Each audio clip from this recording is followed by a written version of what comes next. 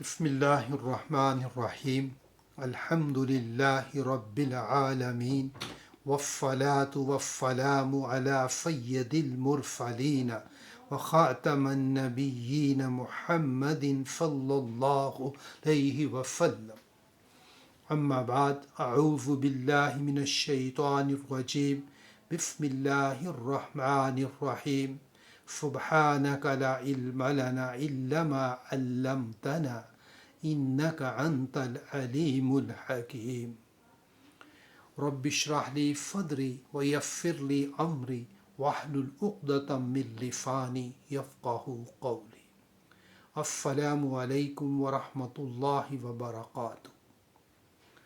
آج جنس یا جینڈر کے بارے میں پڑھیں گے۔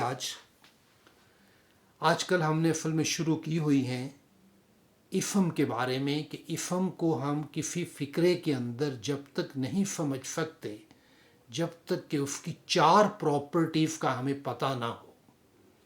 پہلی پراپرٹی یہ ہے اعراب، اس پہ پہلے ہم بات کر چکے ہیں کہ رفع، نصب، جر، مسلم، مسلمن، مسلمن، اور اس کے بعد دوسری پراپرٹی ہے جنس اور جینڈر۔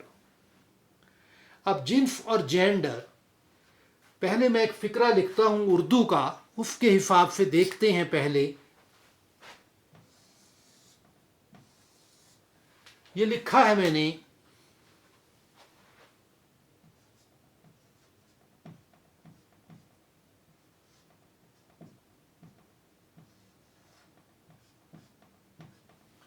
دیوار گر گیا۔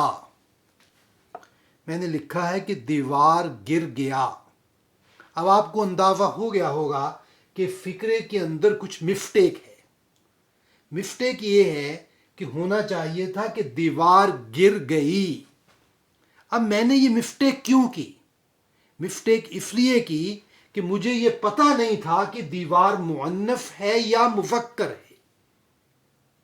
تو اس لیے ہمیں یہ بہت ضروری ہے کہ ہمیں پتہ چلے کہ کون سا لفظ مؤنث ہے، کون سا مذکر ہے، تو اس طرح تاکہ ہم اس لفظ کو اچھے طریقے سے استعمال کر سکیں۔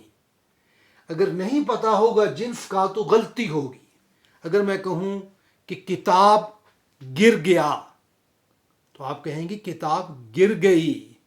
اس طرح کتاب اور دیوار کا جب تک ہمیں ان کے جنس کا پتہ نہیں ہوگا تو ہم صحیح فقرہ ان کے لیے نہیں بنا سکیں گے۔ تو اسی وجہ سے کہ عربی کے اندر یہ سیکھا جاتا ہے کہ لفظ جو ہیں کہ ان میں سے کون سے مؤنث ہیں اور کون سے مذکر ہیں، تاکہ انہیں ہم پراپر طریقے سے استعمال کر سکیں۔ جنس کی 2 قسمیں ہیں۔ ایک قسم کو کہتے ہیں مذکر، ایک کو کہتے ہیں مؤنث۔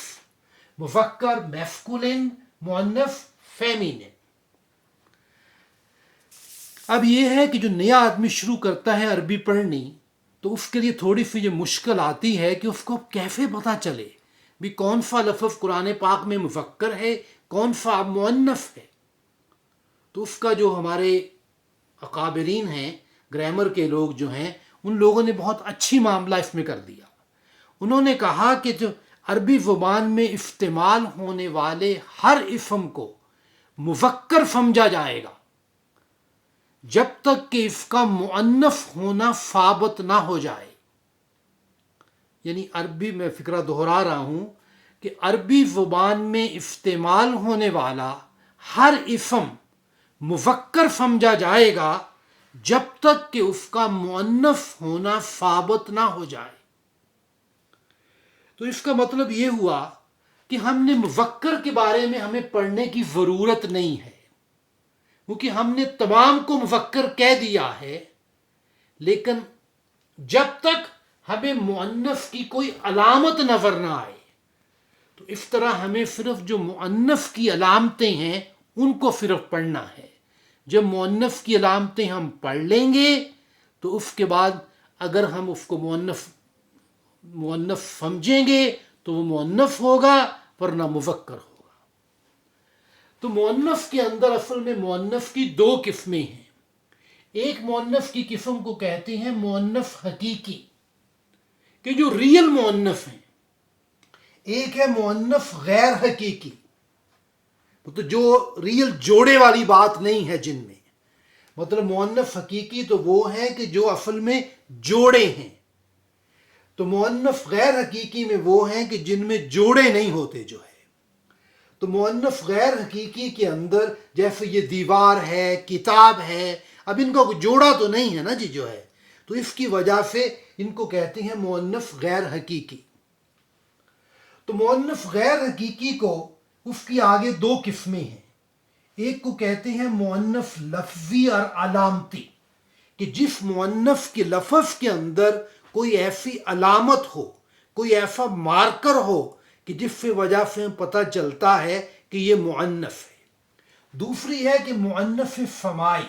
مؤنث سمائی وہ ہوتی ہے کہ جس کے اندر کوئی علامت نہیں ہوتی، لیکن اہل زبان جو ہیں وہ اس کو مؤنث بول رہے ہیں، تو اس کے لیے اس کو مؤنث سمائی کہتے ہیں۔ تو مؤنث سمائی کے بارے میں انشاءاللہ ہم نیکسٹ ویڈیو میں بات کریں گے۔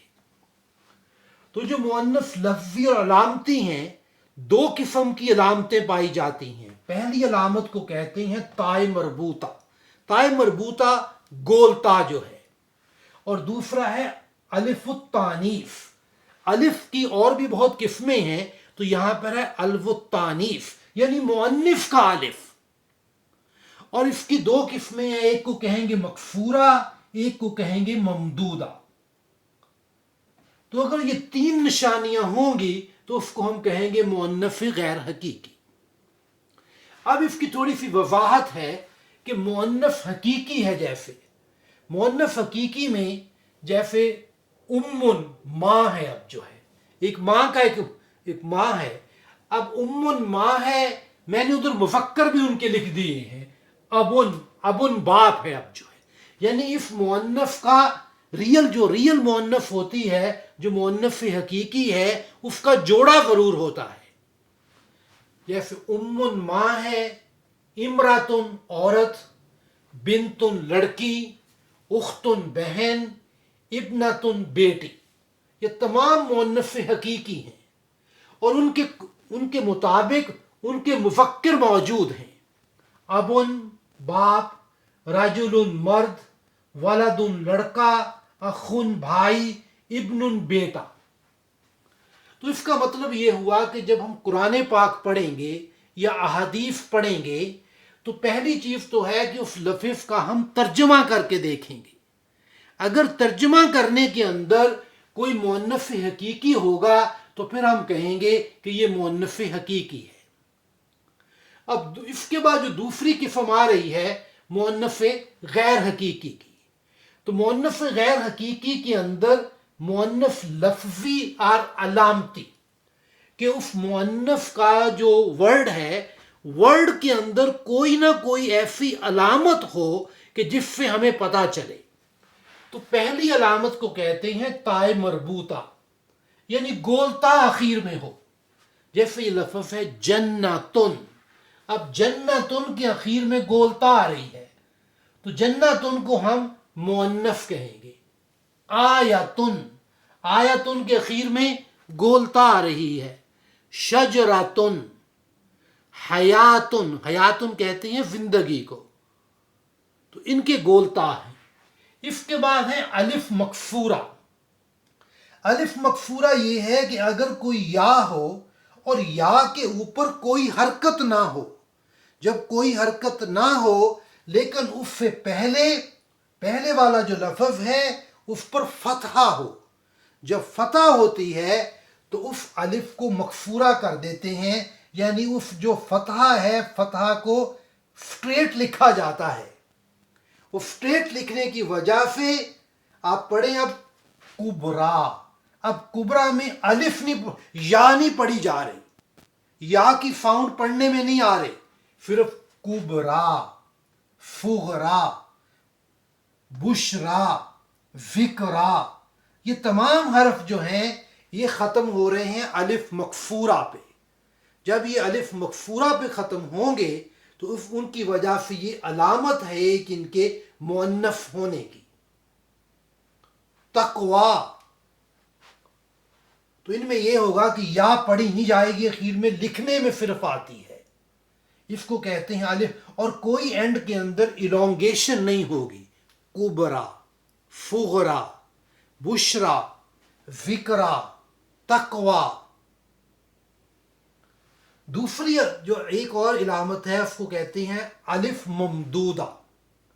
الف ممدودہ اس وقت آتا ہے جب الف کے بعد حمزہ آئے، الف کے بعد حمزہ آئے اور الف سے پہلے کے والے حرف کے اوپر فتحہ آئے، تو اس میں جو الف ممدودہ ہوگا یہ بھی ایک مؤنث کی نشانی ہے۔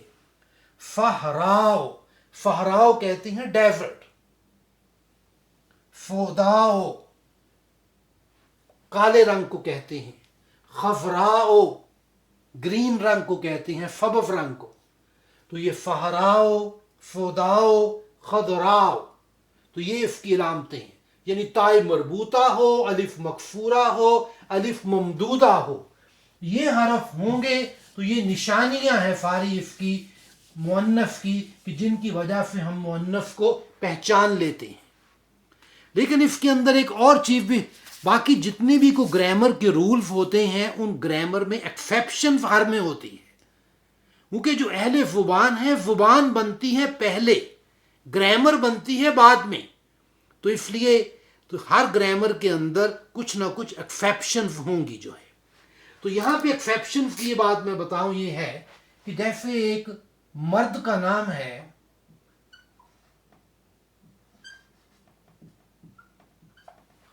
اسامہ، اب اسامہ جو ہے اس کے اندر گولتا آ رہی ہے اخیر میں، اب جب گولتا آ رہی ہے اس کو ہم کہتے ہیں تائے مربوطہ، اس کی نشانی ہے فیمیل کی، لیکن یہاں پہ یہ ہے کہ اسامہ جو ہے ایک ریئل میسکولن جینڈر ہے، ریئل میسکولن کا نام ہے یہ جو ہے، تو اس میں ہم اس کو تائے مربوطہ کو اس میں اس کا خیال نہیں کریں گے، ہم اس کو کہیں گے کہ اسامہ میسکولن ہے، جہاں پہ ریئل پیئر جینڈر آئے گا، ریئل جینڈر کو ڈومیننٹ ہو جائے گا اس علامت کے اوپر۔ اسی طرح حمزہ،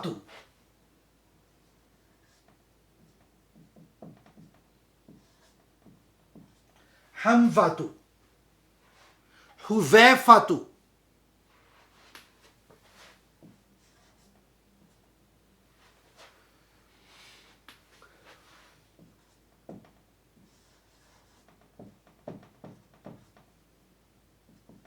حذیفہ، یہ آل ورڈ جتنے بھی آئے ہیں سب میں گولتا آخیر میں آئی ہے، لیکن ان کو ہم مؤنث نہیں کہیں گے، ان کو ہم کہیں گے یہ میسکولن میں آتے ہیں، مذکر میں آتے ہیں، کیونکہ یہ ریئل جینڈر ہیں۔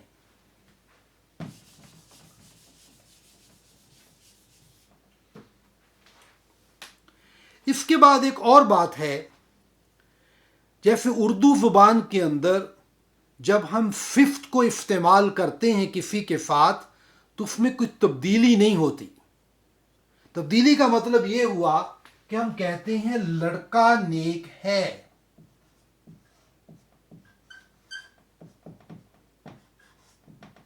لڑکا نیک ہے، یہ کہتے ہیں لڑکی نیک ہے،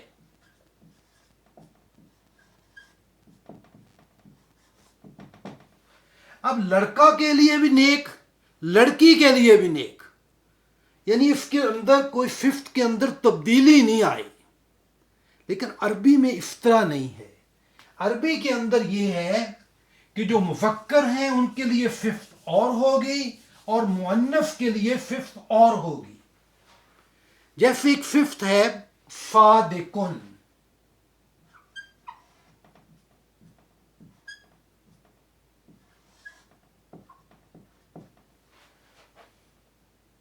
صادقن، صادقن سچا، اگر ہم نے اب فیمینن کے لیے استعمال کرنا ہے تو ہمیں اس کو تبدیل کرنا ہوتا ہے، تو اس کے لیے جب تبدیل کرتے ہیں تو اس میں دو تین سٹیپ ہیں۔ پہلا سٹیپ یہ ہے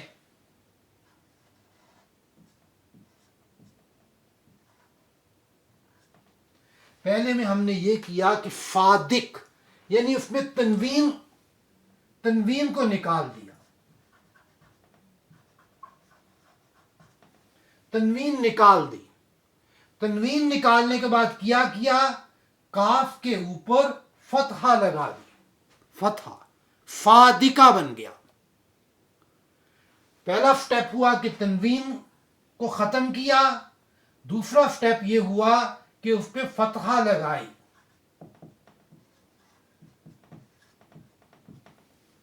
اس کے بعد گول تا کا اضافہ، یعنی گول تا کا اضافہ کر دیا.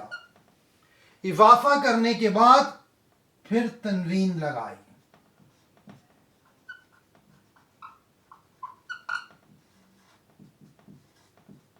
تنوین لگائی. 4 سٹیپ ہوتے ہیں. پہلے سٹیپ میں یہ ہوا کہ کاف کے آخری حرف کے اوپر سے تنوین اتار دی، پھر اس کے اوپر ہم نے فتحہ لگا دی، پھر اس کے بعد گول تا لگا دی، اور پھر گول تا کے اوپر تنوین لگا دی. تو یہ بن گیا فادکن سے فادکتن. اب فادکتن آپ استعمال کریں گے فیمینن مؤنث کے لیے، فادکن استعمال کریں گے مذکر کے لیے. تو اسی طرح یہ بے شمار ایگزامپلز ہیں عربی میں جو ہے کہ جس کے اندر ہم جو مذکر ہے مذکر سے مؤنث بنانے کے لیے یہ گول تا اخیر میں لگا دیتے ہیں. تو اس کی ایک مثال ہے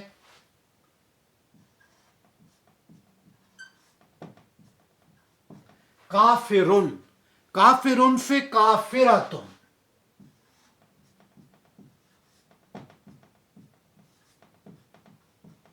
کافراتن وہی بات کہ اخیر والے حرف کے اوپر ہم نے زبر لگا دی، فتح لگائی، فتح لگانے کے بعد جو ہے گول تا ایڈ کی اور اس پہ تنوین لگا دی. جیسے یہ لفظ ہے جدیدن.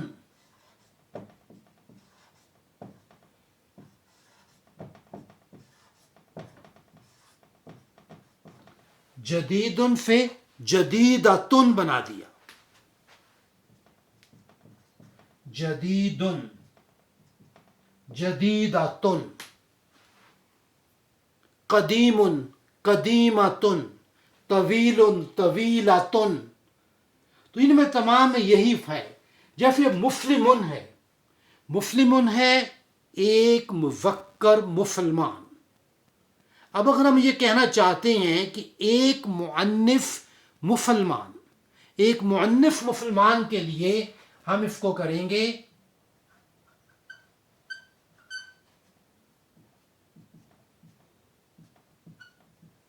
مسلمتن. مسلمتن بن جائے گا. اب اس کی نصب کیا ہوگی؟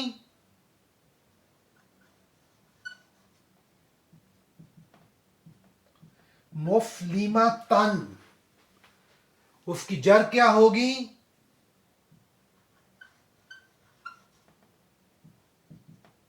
مسلمتن.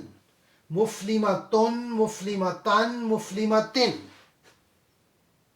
تو یہ ہمارا جو چارٹ ہے مسلمون کا، اب اس میں ایک لائن کا آج ہم نے اضافہ کر دیا ہے. تو یہ چارٹ اب یہ بن رہا ہے مسلمن مسلمن مسلمن مسلمتن مسلمتن مسلمتن. تو آج کی جو تمام کلاس ہوئی ہے جس میں ہم نے یہ جنس کے بارے میں پڑھا ہے، ابھی تو آپ کو اتنا اس کا احساس نہیں ہو رہا اب اس کی کتنی اہمیت ہے، لیکن جب ہم اب آگے جا کے فقرے بنائیں گے، مرکبات بنائیں گے اور ان کے ساتھ ورب فعل کو استعمال کریں گے تو پھر پتہ چلتا ہے کہ ان کی اہمیت کیا ہے. تو اللہ تعالی ہمیں تمام کو صراط مستقیم پر عمل کرنے کی توفیق نصیب فرمائے. اس طرح ہم اس دنیا میں بھی کامیاب ہوں، آخرت میں بھی کامیاب ہوں. آمین ثم آمین. اور کوشش کریں کہ یہ ویڈیو جو ہے زیادہ سے زیادہ لوگوں میں شیئر کریں. سبحانک اللہم و بحمدک اشہد ان لا الہ الا انت استغفرک و اتوب الیک.